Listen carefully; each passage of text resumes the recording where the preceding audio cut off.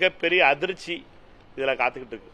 இப்படிப்பட்ட ஒரு ஆர்கனைஸ்டு ஊழல், ஆர்கனைஸ் திருட்டு நடந்திருக்கு. ஆனால் இதை பற்றி யாருமே பாஜகவிலேருந்து கீழே எங்கள் அண்ணன் ராஜாவில் ஆரம்பித்து திரு மோடிஜி வரைக்கும் யாரும் பேசாமல் ஏன் மௌன அமைதியை காத்துக்கிட்டு இருக்காங்க, ஏன் மௌன விரோதத்தில் இருக்காங்கிறது தான் கேள்வி. இந்த கேள்வி நம்மை பொறுத்த மட்டும் இதற்கு அறக்கட்டளையுடைய பொதுச் செயலாளர் சம்பத் ராய் அவர்களாக இருக்கட்டும், அதனுடைய அரங்காவலர் அனில் மிஸ்ரா அவர்களாக இருக்கட்டும், தார்மீக பொறுப்பேற்று ராஜினாமா பண்ணியிருக்கணும். இந்நேரம் இவர்கள் எல்லாம் பிரதமர் மோடி அவர்களுக்கு மிகவும் நெருக்கமானவர்கள்ங்கிறது நம்ம எல்லாருக்கும் தெரிஞ்சது.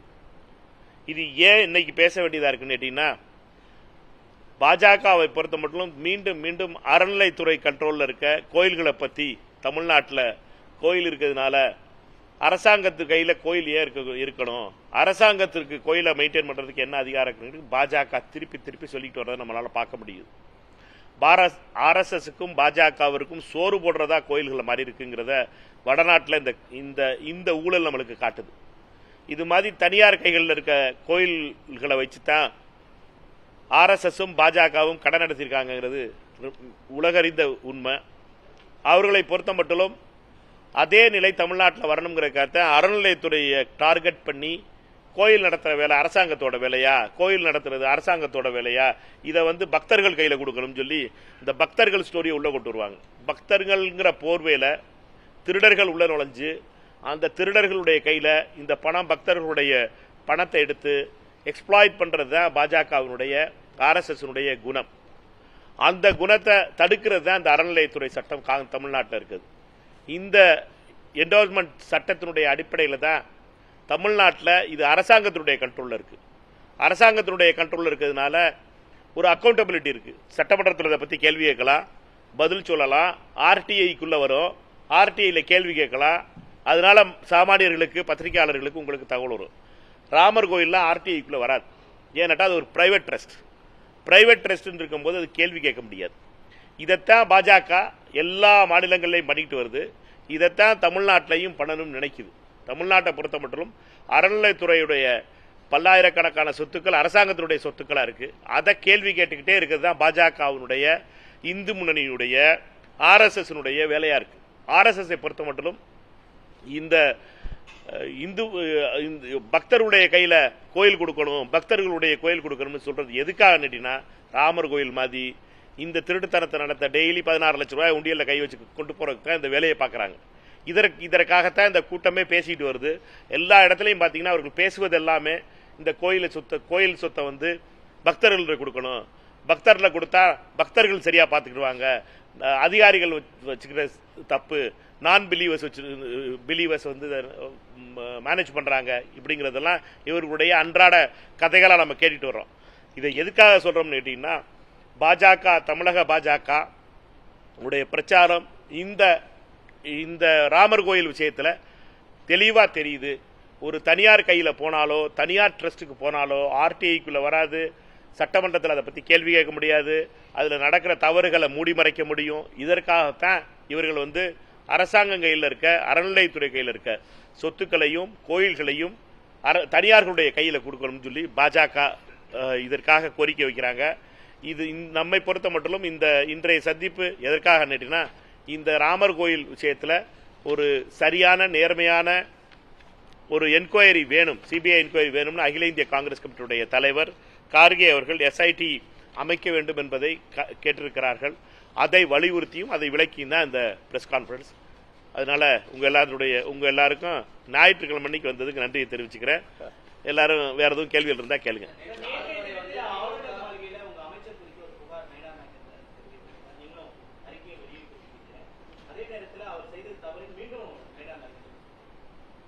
அவருக்கு கோபம் நயினார் நாகேந்திரனுக்கு. அவரை பொறுத்த மட்டும் இந்த தடவை 4 சட்டமன்ற தொகுதியில் இருந்ததை ஒன்னாக்கிவிட்டாங்க தமிழக மக்கள். அதனால அவருக்கு பதில் சொல்ல முடியல. டெல்லி ஆர்எஸ்எஸ்க்கு கேசவமூர்த்தி மேல பழி வந்துரும்னு பாக்குறாரு. அதனால கேசவமூர்த்தி அவர்கள் என்ன எழுதி கொடுக்கிறாரோ அதை சொல்லி ஒரு தாழ்த்தப்பட்ட சமூகத்தை சார்ந்த ஒரு நல்லவரை, இதுவரை இப்படிப்பட்ட எந்த குற்றங்களையும் சந்திக்காதவரை, வெள்ளச்சட்டையும் வெள்ளை வேட்டியும் கதர் வேட்டியும் கதர் சட்டையும் தவிர வேற எதையும் அவருடைய ஒரு களங்கமும் இல்லாத உயர்கல்வித்துறை அமைச்சரை களங்கப்படுத்துவதற்காக RSS அதுவும் குறிப்பாக உயர்கல்வியிலே RSS ஊடுருவ விரும்புகிறது. கவர்னருடைய முகமொடியை அணிந்து கொண்டு அப்படி இருக்கின்ற சூழ்நிலையிலே திரு விஸ்வநாதன் அவர்களை களங்கப்படுத்துவதற்காகவும் அவர் சார்ந்த சமூகத்தை சார்ந்தவர் உயர்கல்வியினுடைய அமைச்சராக வந்து விட்டார் என்ற பொறாமையின் அடிப்படையிலும் RSS போடுகின்ற சதி திட்டத்தினுடைய பகுதி தான் அண்ணன் நயனார் நாகேந்திரன் அவர்கள் அது செய்கிறார்.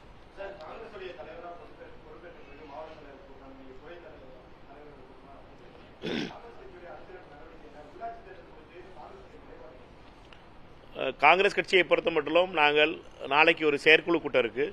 அதில் காங்கிரஸ் கட்சியினுடைய அடுத்த கட்ட நடவடிக்கைகளை பற்றி விவாதித்து அதற்கு அறிவிப்போம். முக்கியமான அறிவிப்பு இருக்கும். அதில் காங்கிரஸ் கட்சியை பொறுத்த மட்டும் எங்களை பொறுத்த மட்டும் மிக தெளிவாக இருக்கிறோம்.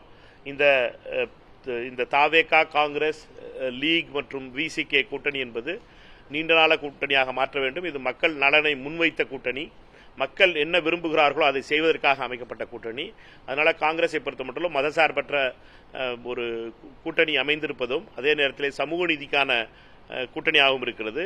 இதை எடுத்துச் செல்வது, அடுத்த கட்டத்திற்கு எடுத்துச் செல்வதை பற்றிய யோசனைகள் பேசப்படும். நாளை உங்களுக்கு தெளிவான ஒரு திட்டங்கள் வகுத்து உங்களுக்கு அறிவிக்கப்படும்.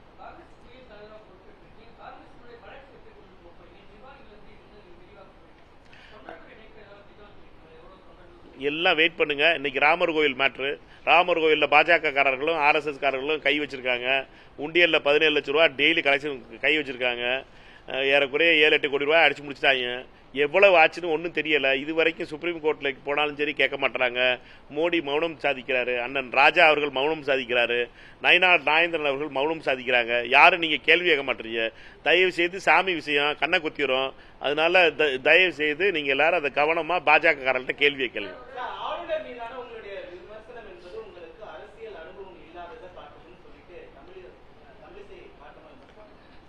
அக்கா சொல்லிட்டாலா? நம்மை பொறுத்த மட்டும் ரொம்ப கவனமாக பார்க்கணும். ஆளுநர் அவர்களை பொறுத்த மட்டும் பாஜகவினுடைய ஏஜென்ட்டாக செயல்படுகிறார். அவரை பொறுத்த மட்டும் அவர் கூப்பிட்டு நேற்று பார்த்த பார்வைங்கிறது நம்மளுக்கே அதிர்ச்சியாக இருந்துச்சு. நம்ம கூட்டணி பேசுறது மாதிரி 3 கட்சியை கூப்பிட்டு பார்த்துருக்காரு. ஒரே மாதிரி கம்ப்ளைண்ட்டாக வாங்கியிருக்காரு ஜெராக்ஸ் போட்டு. எனக்கு அதிர்ச்சியாக இருந்துச்சு. கவர்னர் பண்ணுற வேலையா அதெல்லாம்? கவர்னர் ஆஃபீஸாக எப்படி மாறி போச்சு? ராஜ்பவன் லோக்பவன் பேர் மாற்றினாங்க. கமலாலயான்னு பேரை மாத்திருக்கலாம் போல இருக்கு. எல்லாத்தையும் சேர்த்து பார்த்தீங்கன்னா நீங்க பண்ற வேலை, இந்த கவர்னருடைய வேலை. அவர் டெல்லிக்கு போயிட்டு வந்ததுல இருந்து அமித்ஷா ஆபீஸ்ல போய் மண்டிட்டு அவர் கெஞ்சி கேட்டதுல இருந்து பேச்சே மாறி போச்சு. அவருடைய டோனே மாறி போச்சு. அதுக்கு முன்னாடி இருந்த கவர்னர் வேறையா இருந்தாரு. இப்ப அமித்ஷா ஆபீஸுக்கு போயிட்டு வந்ததுல இருந்து கவர்னர் ஆடி போயிருக்காரு. வசனம் பேசுறாரு. நான் எங்க மக்கள் குறை இருந்தா என்கிட்ட கேளுங்கிறாரு. இதே கேரளால ஏன் சொல்ல மாட்டாருன்னு தெரியல எனக்கு. ஏன் அதை சென்னையில் மட்டும் மக்கள் குறை இருந்தால் சொல்லணும்? ரெண்டு மாநிலத்துக்கு கவர்னராக இருக்காரு. ஆனால் ஒரு மாநிலத்தில் இந்த டயலாக் பேசுறாரு, அங்கே அதை பேசலை. இதனுடைய நோக்கம் என்னங்கிறது தெரியல. அமித்ஷா அவர்கள் என்ன சொல்லி அனுப்பியிருக்காருன்னு தெரியல. அமித்ஷா அவர்களுடைய திட்டம் என்பது மக்களாட்சி, மக்களால் தேர்ந்தெடுக்கப்பட்ட அரசுகளை கவிழ்த்து தனக்கு கைப்பாவியாக வச்சிருக்கின்ற ஒரு அரசை உருவாக்குவது அமித்ஷாவினுடைய எக்ஸ்பர்டைஸு. அதற்கான சதித்திட்டத்தினுடைய முதல் படியை கவர்னர் அவர்கள் செய்ய ஆரம்பிச்சிருக்காராங்கிறது தான் கேள்வி. அக்கா தமிழிசை அவர்களுக்கு நான் வேண்டி விரும்பி கேட்டுக்கொள்வதெல்லாம், என்னையை பொறுத்த மட்டும் 3 தடவை என்னை அந்த மக்கள் தேர்ந்தெடுத்து நாடாளுமன்ற உறுப்பினர் அனுப்பியிருக்காங்க. அக்கா இன்னும் ஸ்ட்ரகிள் பண்ணிக்கிட்டு இருக்காங்க. அதனால மக்களை போய் சந்திக்கட்ட அக்கா ஜெயிச்சு வரட்டும். அதுக்கப்புறம் அக்காவுக்கு நான் எப்பவுமே என்னட்டா எங்க குடும்பத்திலிருந்து பிறந்த பிள்ளை அவங்க. அதனால குமரியார் வீட்டில் பிறந்த அக்கா எங்க அக்கா. அதனால என்றைக்கும் அவர்கள் மேல எனக்கு மரியாதை எப்பவும் உண்டு. ஆனால் அக்காவை பொறுத்த வரைக்கும் தவறான வழியில அவர்களுடைய கொள்கை போயிருச்சு. கொள்கையில் அதனால இப்படிலாம் நான் பேச வேண்டியதா இருக்கு. அதனால அக்காவோட மரியாதையா சொல்றேன். அக்கா அவர்களே, இந்த கவர்னருக்கு வக்காலத்து வாங்காதீங்க. நீங்க கவர்னரா இருக்கும்போது நடந்து கொண்ட விதம் எனக்கு நல்லா தெரியும். தெலுங்கானால நான் பார்த்திருக்கேன். நேர்மையா நடந்துக்கிட்டீங்க. இங்க நீங்க பாண்டிச்சேரியில் எப்படி நடந்துக்கிட்டீங்கிறது வேற விஷயம். ஆனா தெலுங்கானால கரெக்டா நடந்துக்கிட்டீங்கிறது மட்டும் நான் சொல்ல முடியும். ஆனா தமிழ்நாட்டை பொறுத்த மட்டும் இப்ப இருக்க கவர்னர் திரு அமித்ஷா அவர்களை சந்திச்சு வந்ததுக்கு அப்புறம் முழுமையா பாஜகவினுடைய மாநில தலைவர் நயனார் நாகேந்திரனை விட ஒரு படி மேல போயிட்டாரு. அண்ணன் நயனார் நாகேந்திரன் பதவியை மாத்திருவாங்கன்னு கேட்டான். ஆள் கிடைக்குதான்னு தெரியல மாத்தி போடுறதுக்கு. கடை காலியாகிக்கிட்டு இருக்க வேற பாஜக தெரியறதுனால எந்த இதுவும் மாத்தாம இருக்காங்க. இருக்க நிர்வாகிகளாம் ரிசைன் பண்ணிட்டு லீடர்ஸ் ஆரம்பிக்க போறோம்னு ஒரு கடை ஆரம்பிச்சு வச்சிருக்காரு. புதுசா முகமடி போட்ட நம்ம அமெரிக்காவுக்கு போயிருக்க உலகம் சுற்று வாலிபன். அதனால பாஜகவுடைய கடை ரொம்ப காலியாகிட்டு இருக்குங்கிறதுடைய நிலையை நம்மளால பார்க்க முடியுது.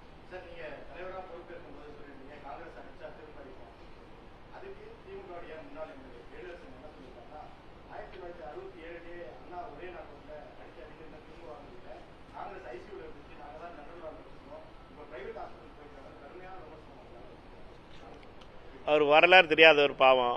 அவர் நாக் அவுட்டு வாக் அவுட்டு இந்த கதையெல்லாம் இதெல்லாம் அவருக்கு புரியாமல் பேசிக்கிட்டு இருக்காரு. 72 தேர்தல் வர வேண்டியது 71 தேர்தல் முன்னாடி வச்சாங்கிறது அவருக்கு தெரியாமல் இருக்கலாம். முதல்ல வரலாறு படிக்க சொல்லுங்க, அவரை வரலாறு தெரியாச்சு சொல்லுங்க. இந்திரா காந்தியினுடைய பேரால ஜெயிக்கிறதுக்காக பங்களாதேஷ் யுத்தத்தை முடிகிறதுக்காக தேர்தலை முன்னாடி 1 வருஷத்துக்கு முன்னாடியே தேர்தல் வச்சது யாருங்கிறத கேட்க சொல்லுங்க. 80 யாரு வருக யாரு மகள்னு சொன்னதுன்னு கேட்க சொல்லுங்க.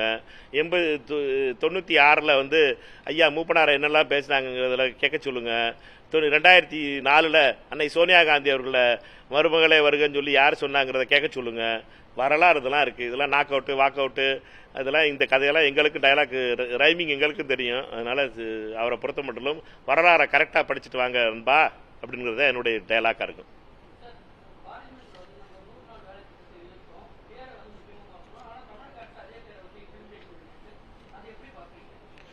திரு சசிகாந்த் செந்தில் அவர்கள், எங்களுடைய காங்கிரஸ் கட்சியினுடைய நாடாளுமன்ற உறுப்பினர் திரு சசிகாந்த் செந்தில் அவர்கள் ஒரு நீண்ட தெளிவான ஒரு பிரஸ் கான்ஃபரன்ஸ் இதுக்காக பேசினார் 3 நாளைக்கு முன்னாடி சார் 3 நாளைக்கு முன்னாடி.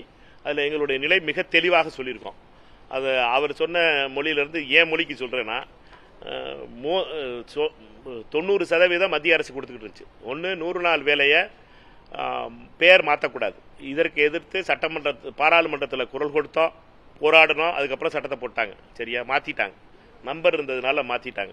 இப்போ என்னன்னு கேட்டீங்கன்னா 90% மத்திய அரசு கொடுத்துக்கிட்டு இருந்துச்சு, 10% மாநில அரசு கொடுக்க வேண்டியிருச்சு. இப்போ புது பேரில் வந்ததுனால 60% மத்திய அரசுக்கு குறைச்சிருச்சு, 30% மாநில அரசு தலையில் கட்டி விட்டுச்சு பில்லை. மோடிஜி 30% திரு விஜய் அவர்களுடைய தலையில் கட்டி விட்டார். 30% எக்ஸ்ட்ரா கொடுக்கணும், 40% காசு கொடுக்கணும் நீங்கள் அப்படிங்கிறாரு. இது என்னன்றா தமிழ்நாட்டுக்கு 5000 கோடி ரூபா செலவு புதுசாக போகுது. சரி, இந்த திட்டத்தில் சேர வேணாம்னு நினச்சிங்கன்னா கிராமத்தில் நடக்கிற வேலைகள் கிராமத்தில் நடக்கிற வேலை வாய்ப்பெல்லாம் நின்று போயிடும். இது கிராமத்தில் இருக்க மோடி அவர்களுடைய எண்ணம் என்னன்னு கேட்டீங்கன்னா 100 நாள் வேலைங்கிற பேராக இருந்தாலும் சரி, கிராமத்தில் நடக்கிற மக்களுக்கு வேலை நடக்கிறது, மரியாதையாக வேலை கிடைக்கிறது நிப்பாட்டணும். அவருடைய ஒரே எண்ணம் என்னட்டுன்னா கிராமத்தில் வேலை கிடைக்காம ஏழைவாழையெல்லாம் கிராமத்தை காலி பண்ணி நகரங்களுக்கு பிச்சைக்காரங்களாக நிற்கணும். அதுதான் அவருடைய எண்ணம். அவர் நினைக்கிற இந்தியா என்பது ஏழை பாலைகள் கிராமத்தில் வேலை இல்லாமல் இருக்கணும். அதற்காகத்தான் 100 நாள் வேலை திட்டத்துக்கு பட்ஜெட்டை பார்த்தீங்கன்னா குஜராத்தில் ரொம்ப கம்மியாக யூட்டிலைஸ் ஆகும். மோடி அவர்களுடைய பார்வை கிராமத்தில் இருக்க பொருளாதாரத்தை உடச்செறியணும். அதனுடைய ஒரு பகுதி தான் அவர் இந்த திட்டத்தை மாற்றினார். பல மாநிலங்களில் சேராமல் இருக்கும்னு நினைச்சார். ஆனால் இந்த திட்டத்தில் சேர வேண்டியது ஏன் கட்டாயம்னு கேட்டிங்கன்னா, காங்கிரஸ் ஆளும் மாநிலங்களாக இருக்கட்டும், தெலுங்கானாவாக இருக்கட்டும், காங்கிரஸ் ஆளுகின்ற ஹிமாச்சலாக இருக்கட்டும், கேரளாவாக இருக்கட்டும், கர்நாடகா இருக்கட்டும், எல்லாரும் இதில் சேர்ந்துருக்கோம். ஏன்னு கேட்டீங்கன்னா 60% பணம் கொடுக்குறாங்க, 40% நம்ம பட்ஜெட்லேருந்து எக்ஸ்ட்ரா கொடுக்க வேண்டியதாக இருக்குது. தமிழ்நாட்டிலேருந்து 5000 கோடி ரூபாய் எக்ஸ்ட்ரா கொடுக்க வேண்டியதாக இருக்குது. எங்களை பொறுத்தவரை 3 மாதம் அந்த திட்டத்தை 3 வருஷம் அந்த திட்டத்தை நடத்திட்டா 3 வருஷத்துக்கு அப்புறம் ராகுல் காந்தி அவர்கள் பிரதமரான உடனே இந்த திட்டத்தில் பழையபடி ராகுல் காந்தி அவர்கள் பிரதமரானால் 5000 கோடி ரூபாய் உள்ள இந்த பட்ஜெட்டை மத்திய அரசு கொடுக்கும். 90-90-10 கொண்டு வருவோம். அதே மாதிரி மகாத்மா காந்தியுடைய பெயர் மீண்டும் கொண்டு வரப்படும். இது எங்களுடைய வாக்குறுதி. பாராளுமன்றத்தில் திரு ராகுல் காந்தி அவர்கள் கொடுத்த வாக்குறுதி.